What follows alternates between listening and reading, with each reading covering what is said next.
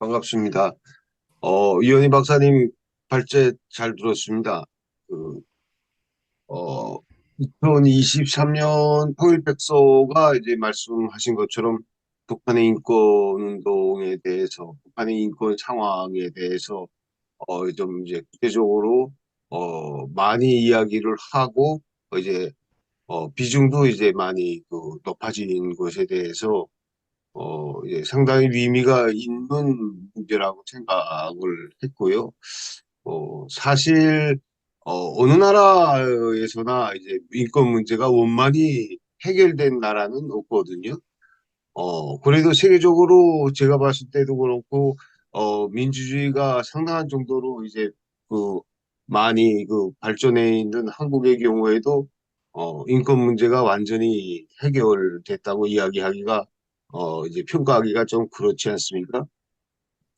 그럼에도 불구하고 우리가 이제 북한 인권 운동에 대해서 인권에 대해서 이야기한 거는 북한 인권이 세계적으로 구 어느 나라, 아마 구 어느 나라보다도 제일 이제, 북한 주민들의 인권이, 보장되지 않는다고 이제, 생각되기 때문입니다. 그래서, 정치범 수용소가 현실적으로 아직도 존재하고 있고, 식량권 비롯해서, 이동권이라든지 공간권이라든지, 이런 게 모든 이제 인간의 초적인 권리가, 보장되지 않고, 뭐, 언론의 자유 같은 건 생각도 못하는, 이제 뭐, 작년이죠. 반동문화대역법이라는 거 만들어가지고, 보고 싶은 영화나 드라마도 이제 보지 못하게 하는, 정말 뭐, 지구촌에 하나밖에 없는 그런 이제 인권 불모지가,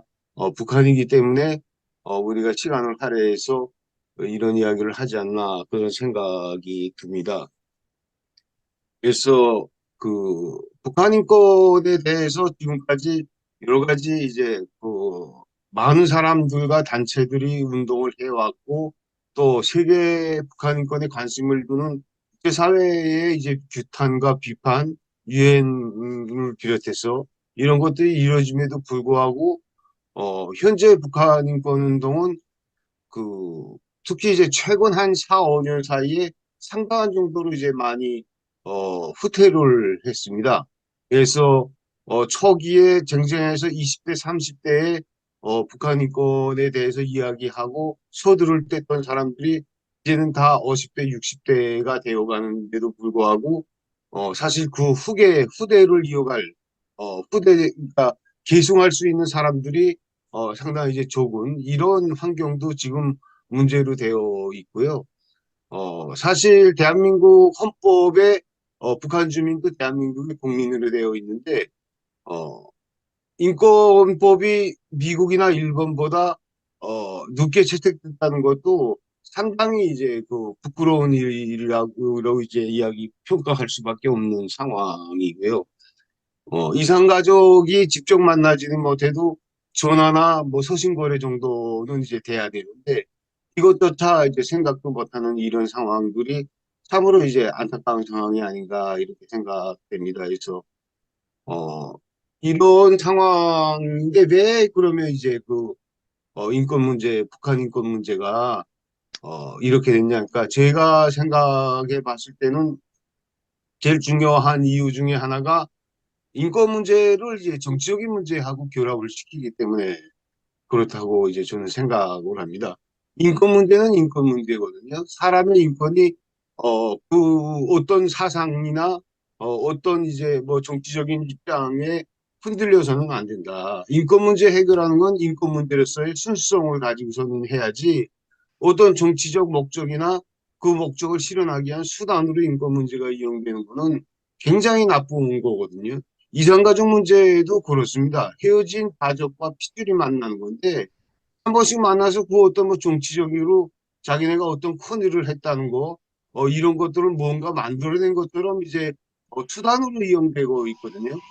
그렇기 때문에 실질적으로 상당히 많은 사람들이 이 서로 만나지 못하고 헤어져 살면서도 이게 어, 가족이 가족이나 형제가 헤어져 산다는 게 얼마나 힘든 거라는 거 이제 뭐 특별히 말하지 않아도 이제 그, 다 아실 거라고 생각을 합니다. 그래서 어 제가 이제 그 북한에서 살면서 모르고 있었던 것들 여기 와서 제가 북한 인권을 위해서 문제 해결을 위해서 국제사회에다 정치범죄 용도가 있다는 거 알리고 정말 상당히 많은 사람들이 북한 지역에서 인권 유린 행위에 대해서 이야기할 수 있도록끔 하는 사람들이 있다는 거 알고 제가 한 대한민국에 제가 2011년에 왔는데 그때부터 이제 그 사람들하고 계속 이제 이야기를 하고 이제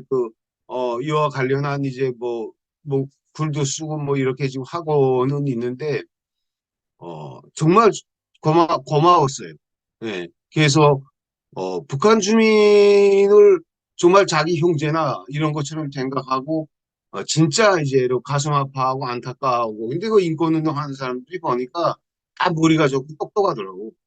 근데 그런 사람들이 어, 사실 자기 돈벌이나 하고 돈이나 벌어서 자기 안이나 챙기자고 나오면 얼마든지 이제, 잘할 수 있는데 그런 거 다 버리고 정말 어렵게 살면서도 북한 인권운동 또 북한을 생각하면서 북한의 변화를 생각하면서 이제, 그 운동도 하고 활동하는 걸 보면서 지금도 제가 이제 그분들 보면 항상 이제, 이야기하곤 하는데 어, 우리가 이제 이번에 제가 이 백서를 보면서 느끼는 점은 그나마 이제 이번 정부 들어와서 상당한 정도로 인권 문제를 많이 이야기했다는 점은 이제 전진이 있지만 사실 인권 운동이 변화가 필요한 시점이에요.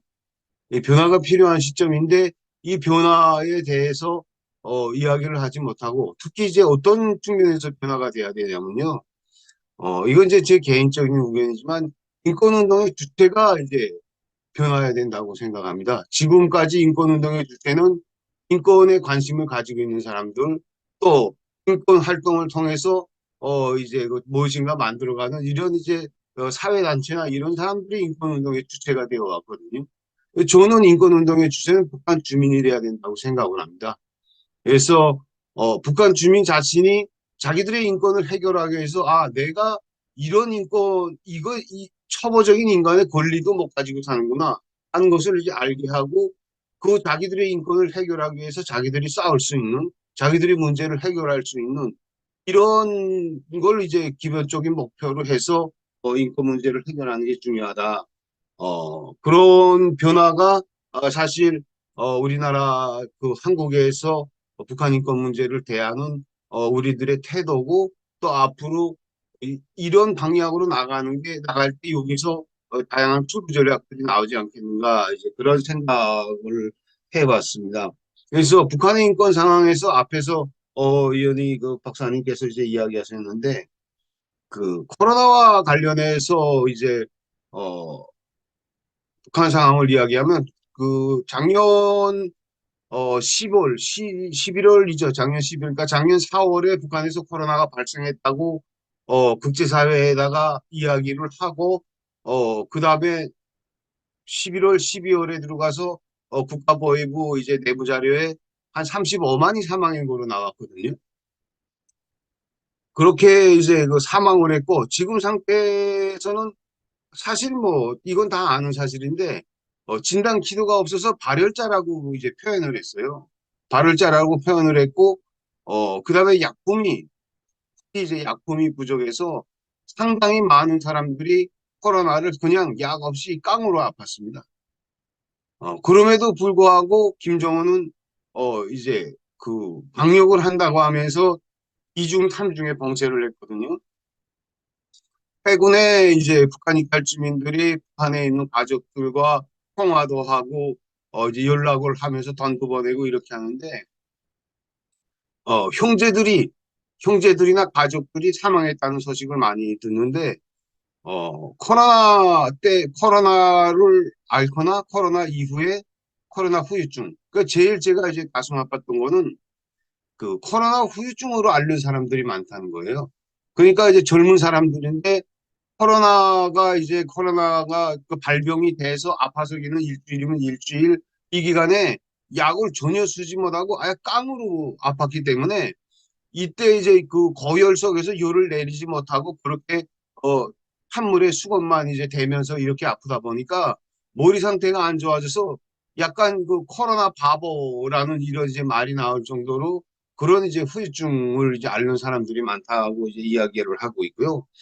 특히 이제 북한이 백신이라든지 약품이라든지 이런 것들을 국제사회가 도와주겠다고 했음에도 불구하고 받지 않았기 때문에 어, 그 중국약 정통병 같은 게 이제 보통 한 알에 50원 했거든요. 50원 했는데 코로나 시기에 이게 이제 해열진 통약인데 500원 주고도 지금 뭐야 그 어디 가서 돈 주고도 사지 못할 정도로 이 정도로 이제 이 당시에 약품이 해서 이제 당시 북한이 뭐 김치 먹어라 뭐 그다음에 버드나무 이 우레 먹으면 낫는다 이런 식으로 이제 민간요법 계속 이야기했거든요. 근데 우리가 여기서 겪어봐서 알지만 그런 민간요법으로 코로나를 이겨낼 수 있다는 게 말이 안 되지 않습니까? 그러니까 이런 상황을 놓고 봤을 때 사실 북한의 코로나 상황이 우리가 생각했던 것보다 우리가 그럴 수 있다고 생각했던 것보다 특히 제주 같은 경우는 북한에서 한 50년 살았는데 어느 정도다고 이제 짐작을 했던 것보다도 더 이제 열악하고 힘든 상황에서 북한 주민들이 이제 코로나를 겪었다고 이제 그 이야기할 수가 있겠고요. 지금도 이제 코로나가 없어지지 않고 있는 상황이거든요. 북한이 뭐 김정은이가 작년 8월인가 언젠가 코로나 완전 승리를 선포하고 이렇게 해서 북한 주민들은 코로나하고 똑같은 그 이 증상이 나타나도 국성 폐렴이라고 이야기하고 있고 아직도 사망하는 사람들이 그 시신이 가족들한테 바로 안 가고 돈을 내서 화장을 해서 이제 시신을 돌려준다고 해요.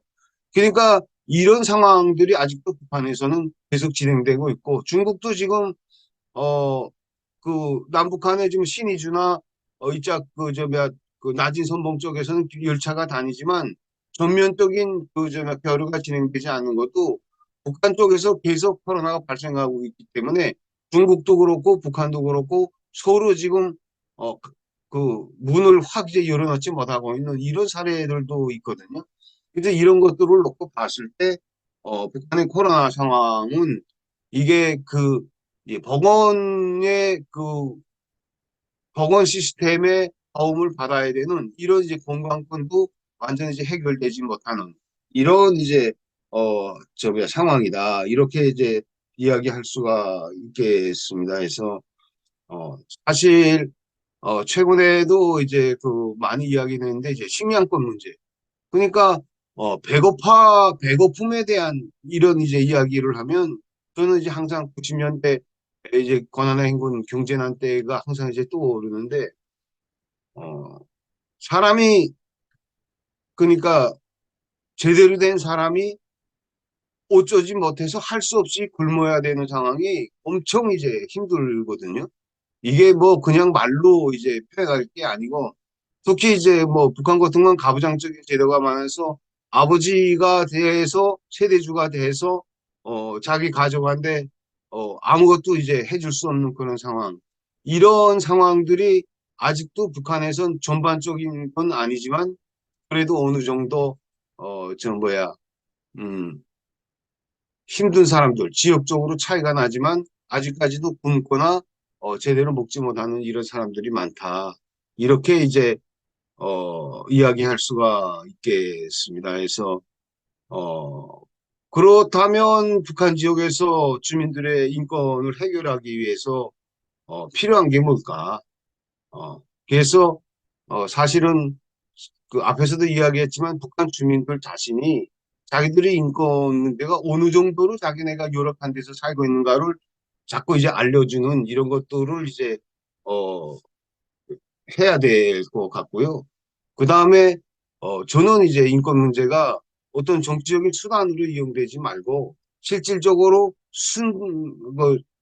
그점이 아니 그런 방향에서 인권 문제를 이제 접근하는 게 필요하다 이렇게 이제 생각을 합니다. 그래서 어, 그 이제 뭐 보수 정부가 들어오면 북한 인권 문제를 이제 많이 이야기하고, 그 다음에 이짝에 뭐 다른 정부가 들어오면 거의 뭐 인권 문제, 북한 동부가 싫어한다고 해서 김정은 정권의 관계자들이 싫어한다고 해서 인권 문제를 거의 이야기를 안 했거든요.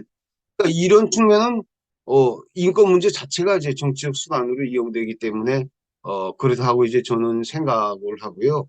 여기에서 벗어나서 순수한 이제 범위에서 인권 문제를 이제 해결하는 게 중요하고, 이 분야에서 활동하고 있는 사회 단체나 이게 전문가들에 대한 어떤 이제 그 사람들 활동을 보장해주는 이런 측면에서의 어떤 제도적인 그 문제라든지 이런 것들도 해결해 주는 게 굉장히 이제 중요하다고 생각을 합니다. 그래서 그 개발 협력이라는 측면에서 접근도 하고 비판하면서 국제사회에 알리고 때리고 치고 때리고, 그다음에 협력과 이제 이런 방식으로 접근을 하면서 실질적으로 이제 북한 주민들과 또는 이제 북한 관계자들과의 이제 상호 신뢰를 이제 만들어 나갈 수 있는 이런 이제 그 다양한 이제 전략들을 가지고 인권 문제를 대하는 게 중요하다고 이제 생각을 합니다. 그래서 제가 잘 준비를 못해서 두서없이 이야기를 했는데,